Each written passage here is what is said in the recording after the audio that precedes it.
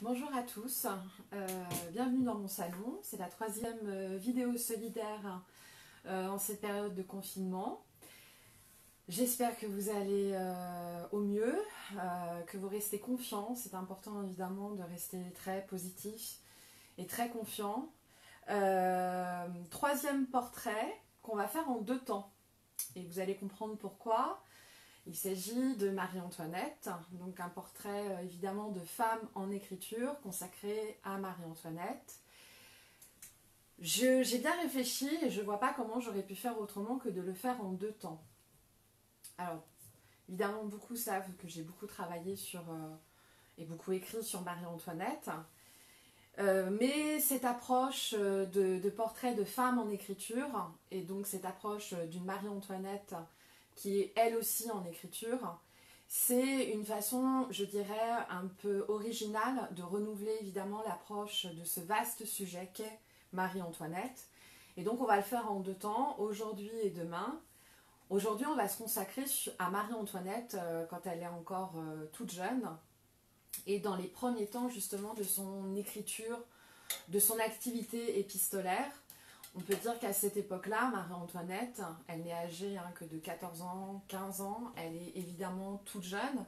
L'écriture, ce n'est pas du tout une pratique qui lui plaît, ce n'est pas du tout une pratique, on peut même dire, pour lesquelles elle a des aptitudes, pour lesquelles elle aurait des qualités. Et pourtant, dès qu'elle va partir d'Autriche, dès qu'elle va partir de Vienne, au mois d'avril 1770, évidemment pour se rendre jusqu'en France et devenir officiellement la femme du dauphin Louis-Auguste, le futur Louis XVI, eh bien, on peut dire que dès les premiers temps de ce départ d'Autriche, elle sait qu'elle va devoir, parmi les très très nombreux devoirs qu'elle va devoir accomplir en tant que nouvelle dauphine de France, eh bien, ce sera aussi cette écriture, cette activité épistolaire.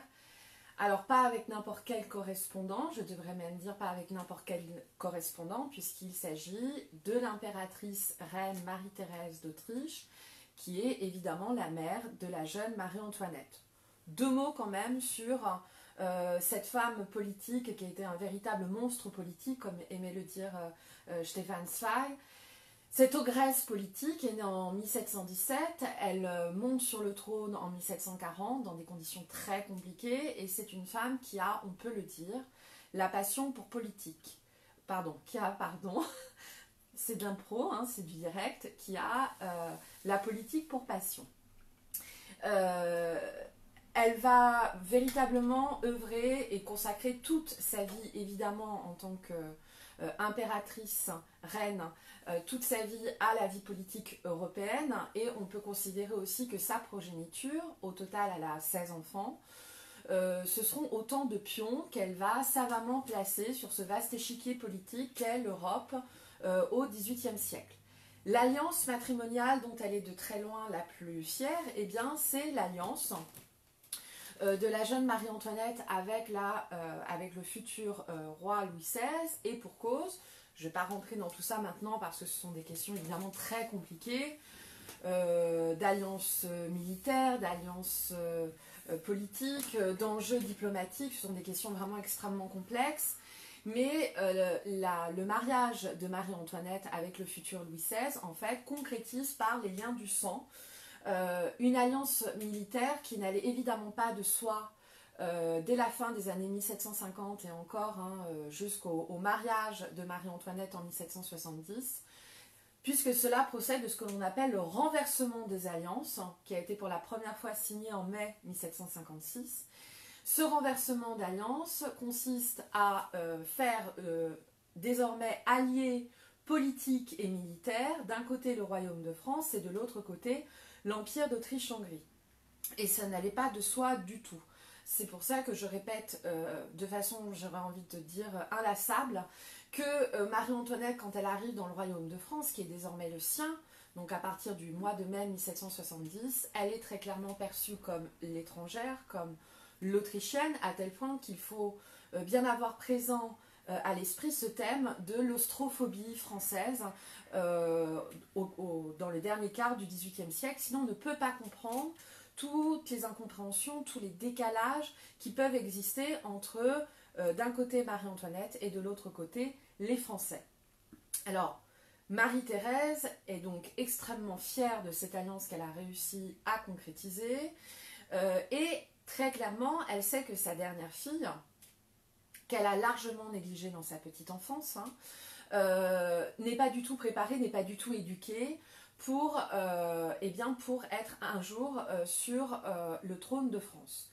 De ce fait, elle va imposer, dès le départ de la jeune adolescente, elle va lui imposer un exercice que j'ai envie de qualifier d'exercice d'écriture qui va consister à échanger le plus régulièrement possible des lettres entre l'Autriche et la France, entre la cour de Vienne et la cour de Versailles.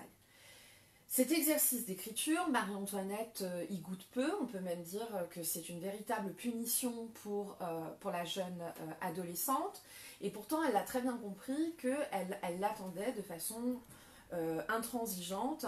Sa mère tient absolument à cet échange épistolaire. L'objectif étant de très clairement la contrôler, de la surveiller au plus près possible. Pour moi, je ne le précise pas parce que pour moi ça va de soi, mais à partir du moment que Marie-Antoinette quitte l'Autriche, cela veut dire que la jeune fille ne reverra plus jamais physiquement sa mère. Donc c'est aussi évidemment pour l'impératrice reine Marie-Thérèse une façon d'entretenir le lien filial, d'entretenir le lien maternel avec sa dernière fille, mais c'est aussi évidemment une solution politique pour contrôler au plus près la jeune fille. Donc, dès l'arrivée de Marie-Antoinette en France, donc il y a les cérémonies du mariage qui l'occupent pendant une grande partie du mois de mai 1770, mais très vite, elle va devoir s'appliquer à répondre aux lettres que sa mère lui envoie. Alors c'est un système un peu compliqué, en fait on peut dire qu'il y a un système de correspondance officielle qui passe par la poste officielle, qui communique donc entre la France et l'Autriche, entre la cour de Versailles et la cour de Vienne. Et puis il y a évidemment, et c'est de très loin la correspondance la plus intéressante quand il s'agit d'étudier les rapports entre l'impératrice reine et la dauphine de France, c'est une correspondance totalement officieuse qui est échangée dans le plus grand secret. Environ tous les mois, une lettre assez longue, assez fleuve, et surtout qui a le verbe assez dur, comme je vais y revenir après. Tous les mois, donc, deviennent par une lettre rédigée par l'impératrice reine, destinée à sa fille, la lettre est confiée à un coursier de confiance, qui va mettre environ une dizaine de jours entre Vienne et Versailles pour réaliser ce long voyage. Le coursier va, dans les heures qui suivent son arrivée, va repartir avec une lettre évidemment rédigée par la jeune Marie-Antoinette. Mais le coursier ne va pas repartir seulement avec cette lettre, il va également repartir avec deux autres lettres, qui sont toujours rédigées par l'ambassadeur de Marie-Thérèse à la cour de Versailles, le fameux comte de Mercier-Argenteau, qui est un serviteur extrêmement fidèle, totalement dévoué à la cause de Marie-Thérèse et à la cause autrichienne en France, et qui va très clairement jouer auprès de Marie-Antoinette, on peut le dire, un rôle double, on pourrait même dire un rôle un peu de dupe, puisqu'à la fois il essaye évidemment d'obtenir toute la confiance de la jeune fille, il est un confident privilégié de Marie-Antoinette, et en même temps, par une des deux lettres qu'il écrit quasiment tous les mois, voire plusieurs fois par mois, il va être celui qui rapporte les moindres faits et gestes de la jeune fille. Et dans ce deuxième courrier, qu'il adresse donc à Marie-Thérèse d'Autriche, il va aussi se permettre de donner un certain nombre de conseils à l'impératrice reine, puisque lui, il peut la surveiller, il a très clairement une visibilité de la personne de la dauphine de France, et il va donc demander à Marie-Thérèse d'Autriche de donner des conseils, pour ne pas dire de donner des ordres, des consignes très strictes à l'égard de la jeune fille. Ce qui peut paraître assez étonnant, pour ne pas dire déroutant, c'est que Marie-Antoinette n'a jamais su à quel point elle vivait sous l'œil de Vienne, comme on pourrait dire, à quel point il y avait un véritable réseau de correspondance, un véritable réseau épistolaire qui consistait donc essentiellement à épier le moindre fait et geste de sa personne. Alors, la correspondance entre l'impératrice reine et la dauphine de France, qui devient à partir de mai 1774 la nouvelle reine de France, c'est un véritable trésor épistolaire.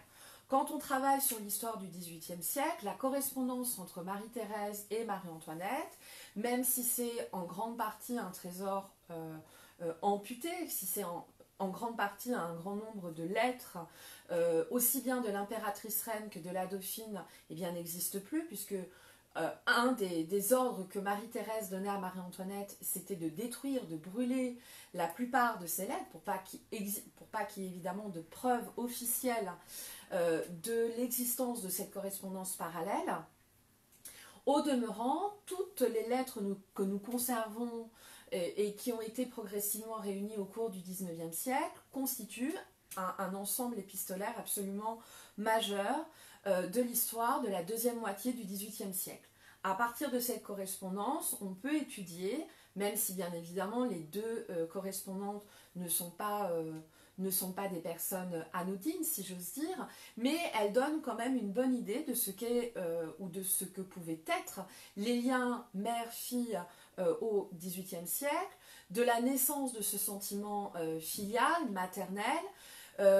Marie-Thérèse, sachant qu'elle manie très très bien le verbe et qu'elle sait parfaitement mobiliser toutes les tonalités pour être toujours celle qui donne l'ordre, pour celle qui donne le la à la dauphine puis à la reine de France. On peut le dire, Marie-Thérèse d'Autriche a le verbe brutal. Dans la plupart des lettres qu'elle lui envoie, on en a encore beaucoup, et elles sont fleuves, elles sont longues ces lettres. On mesure à quel point la mère vampirise véritablement la fille. Il n'y a pas un sujet concernant la dauphine puis reine de France qui n'échappe à l'autorité toute-puissante de Marie-Thérèse. Que ce soit bien évidemment des domaines de la politique générale, comme on pourrait dire, les relations entre la France et l'Autriche, mais surtout, le physique, l'intimité, y compris l'intimité évidemment conjugale de Marie-Antoinette, ce sont des questions absolument obsessionnelles chez Marie-Thérèse d'Autriche. À longueur de lettres, on peut lire qu'elle demande des nouvelles du physique de sa fille, que ce soit ses rhumes, ses migraines, toutes les maladies qu'elle peut avoir au cours de son existence, que ce soit aussi sur la question de ses règles et en particulier de la régularité de ses règles. Et je pense qu'il faut le dire dès maintenant, ces questions sont absolument une obsession pour Marie-Thérèse d'Autriche parce qu'elle sait très bien que tant que sa fille ne devient pas mère des enfants de France, elle n'a politiquement aucune légitimité au sein même de la monarchie française, et elle savait aussi que sa fille pouvait très bien risquer ce qu'on appelle la répudiation, c'est-à-dire le fait que Marie-Antoinette demeurant entre guillemets stérile, il n'y avait aucune chance pour elle de rester à la tête, d'être à la tête de l'État français. Alors, le moins que l'on puisse dire aussi, c'est que si la mère est très vampirisante, la fille se comporte toujours comme une petite fille devant sa mère impératrice reine. Les témoignages sont nombreux, que ce soit évidemment les enfants de Marie-Thérèse, que ce soit ses ministres, que ce soit son chancelier Kaunitz, que ce soit bien sûr les sujets, les domestiques de l'impératrice reine, tout le monde redoute son autorité, sa toute-puissance. Le moins que l'on puisse dire, c'est que l'impératrice reine n'était pas quelqu'un de tendre. Et même à des milliers de kilomètres, même avec toute la distance qui pouvait exister entre la cour de Versailles et la cour de Vienne, quand Marie-Antoinette reçoit les lettres de sa mère, quand Marie-Antoinette répond aux lettres de sa mère, elle le fait toujours en tremblant. Marie-Antoinette est tout sauf une tête avant, même souvent on peut être assez étonné de l'esprit dont elle peut faire preuve, souvent elle va minimiser ses inconséquences. Souvent elle va employer en fait une tonalité assez enfantine pour dire ce que j'ai fait effectivement ne correspondait pas forcément à ce que l'on attendait de moi, mais après tout, ce que j'ai pu faire, ce n'est pas si grave que ça.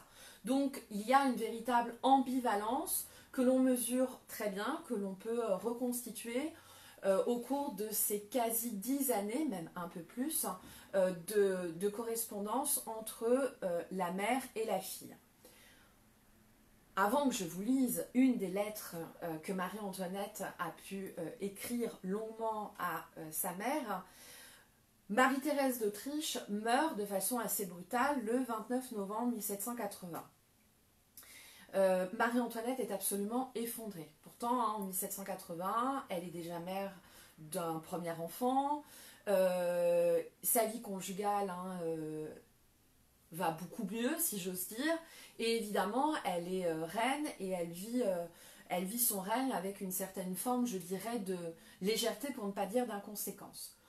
Au demeurant, quand elle apprend la mort de sa mère, elle est totalement effondrée, foudroyée par le chagrin. Elle écrit à son frère, l'empereur Joseph II, qui était par ailleurs son frère aîné, dans une lettre dont je ne vais vous citer vraiment qu'une ou deux phrases, lettre datée du 10 décembre 1780. Accablé du plus affreux malheur, ce n'est qu'en fondant en larmes que je vous écris. Ô mon frère, ô mon ami, il ne me reste donc que vous dans un pays qui m'est et me sera toujours cher. Adieu, je ne vois plus ce que j'écris. Souvenez-vous que nous sommes vos amis, vos alliés, aimez-moi, je vous embrasse. Donc dans ces lignes, on peut mesurer à quel point le lien filial, malgré ces 10 années où l'impératrice reine et Marie-Antoinette n'ont pas été physiquement en contact, à quel point par le biais de cette correspondance, elles ont su, malgré tout, et malgré toute l'ambivalence de ces lettres, entretenir une filiation et un amour, il faut le dire, fort des deux côtés de la frontière. Alors justement, pour terminer cette vidéo solidaire, je vais vous lire une des toutes premières lettres que Marie-Antoinette a pu écrire à sa mère l'impératrice reine, qui est à la date du 12 juillet 1770. Je tiens quand même à insister sur l'âge, pas tant sur le contexte, mais sur l'âge auquel Marie-Antoinette rédige cette lettre. Elle n'est alors âgée que de 14 ans et demi. Elle reste évidemment une jeune fille, elle reste ce que l'on appellerait aujourd'hui une adolescente. D'ailleurs, l'adolescence est une catégorie en construction à la fin du XVIIIe siècle. Donc je vous lis cette lettre qui est particulièrement émouvante. Madame ma très chère mère, je ne peux vous exprimer combien j'étais touchée des bontés que votre majesté m'y marque, et je lui jure que je n'ai pas encore reçu une de ces chères lettres sans avoir eu les larmes aux yeux de regret d'être séparée d'une aussi tendre et bonne mère. Et quoique je suis très bien ici, je souhaiterais pourtant ardemment de revenir voir ma chère et très chère famille, au moins pour un instant. Je suis au désespoir que votre majesté n'a pas reçu ma lettre. J'ai cru qu'elle irait par le courrier, mais Merci a jugé à propos de l'envoyer par Forcheron, et c'est, à ce que je m'imagine, ce qui cause le retard. Je trouve que c'est bien triste de voir attendre mon oncle, mon frère et ma belle-sœur, sans savoir quand ils viendront. Je la supplie de me marquer si c'est vrai qu'elle est allée à leur rencontre à Graz et que l'empereur est beaucoup maigri de son voyage. Cela pourrait m'inquiéter, n'ayant pas trop de graisse pour cela. Pour ce qu'elle m'a demandé pour mes dévotions, je lui dirai que je n'ai communié qu'une seule fois. Je me suis confessée avant-hier à monsieur l'abbé Maudoux, mais comme c'était le jour que j'ai cru partir pour Choisy, je n'ai point communié, ayant cru d'avoir trop de distractions ce jour-là.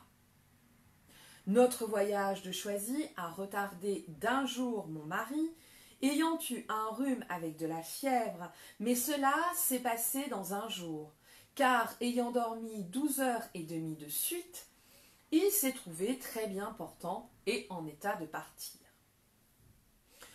Nous sommes donc depuis hier ici, où on est depuis 1 heure, où l'on dîne jusqu'à 1 heure du soir, sans rentrer chez soi, ce qui me déplaît fort, car après le dîner, l'on joue jusqu'à 6 heures, que l'on va au spectacle, qui dure jusqu'à 9 heures, 9h30, et ensuite le souper.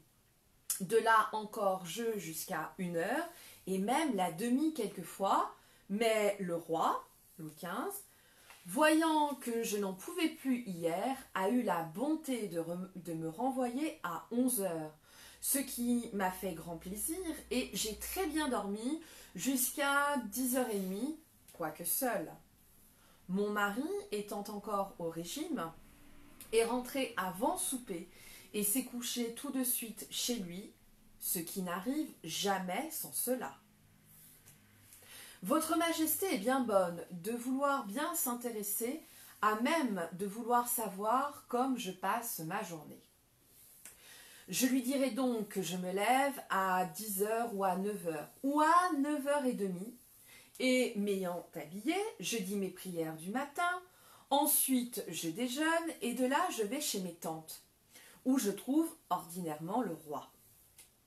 Cela dure jusqu'à 10h30.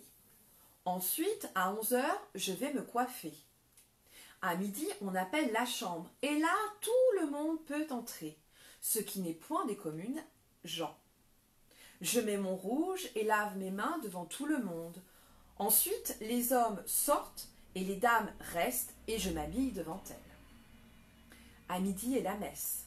Si le roi est à Versailles, je vais avec lui et mon mari et mes tantes à la messe. S'il n'y est pas, je vais seule avec monsieur le dauphin, mais toujours à la même heure. Après la messe, nous dînons à nous deux devant tout le monde. Mais cela est fini à 1h30, car nous mangeons fort vite tous les deux. De là, je vais chez monsieur le dauphin, et s'il a affaire, je reviens chez moi, je lis, j'écris ou je travaille, car je fais une veste pour le roi, qui n'avance guère, mais j'espère qu'avec la grâce de Dieu, elle sera finie dans quelques années. À 3 heures, je vais encore chez mes tantes, où le roi vient à cette heure-là. À 4 heures, vient l'abbé chez moi. À 5 heures, tous les jours, le maître de clavecin, ou à chanter, jusqu'à 6 heures. À 6h30, je vais presque toujours chez mes tantes, quand je ne vais point promener. Il faut savoir que mon mari va presque toujours avec moi chez mes tantes.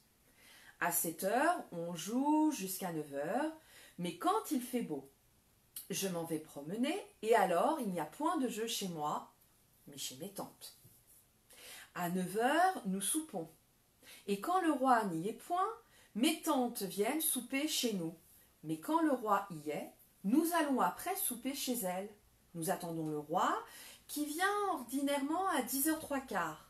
Mais moi, en attendant, je me place sur un grand canapé et dors jusqu'à l'arrivée du roi, mais quand il n'y est pas, nous allons nous coucher à 11 heures. Voilà toute notre journée. Pour ce que nous faisons les dimanches et fêtes, je me le réserve à lui demander une autre fois. Je vous supplie, ma très chère mère, de pardonner si ma lettre est trop longue, mais c'est mon seul plaisir de m'entretenir avec elle. Je lui demande encore pardon si la lettre est sale, mais je l'ai dû écrire 2 jours de suite à la toilette, n'ayant pas d'autre temps à moi, et si je ne lui réponds pas exactement, qu'elle croit que c'est par trop d'exactitude à brûler la lettre. Il faut que je finisse pour m'habiller et aller à la messe du roi. J'ai donc l'honneur d'être la plus soumise fille. Je lui envoie la liste des présents que j'ai reçus, croyant que cela pourrait l'amuser.